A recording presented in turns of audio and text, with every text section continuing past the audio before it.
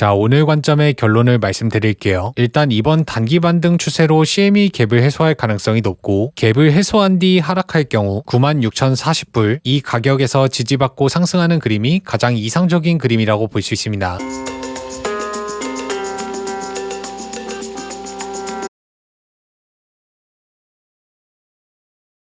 네, 안녕하세요. 퐁크입니다. 오늘도 제 관점을 말씀드리기 위해서 녹화를 시작했고요. 그 전에 지난 관점 복귀 먼저 하고 올게요. 지난 11월 14일 오후 9시 영상, 당시 영상에서 공지한 비트코인 캐시 지지 가격은 432불이었습니다. 공지 시점 이후로 해당 가격까지 하락했고, 말씀드린 가격에서 크게 상승했습니다. 저가로부터 31% 상승, 이어서 11월 18일 오후 8시 영상, 당시 영상에서 공지한 니어 프로토콜 지지 가격은 5.394였습니다.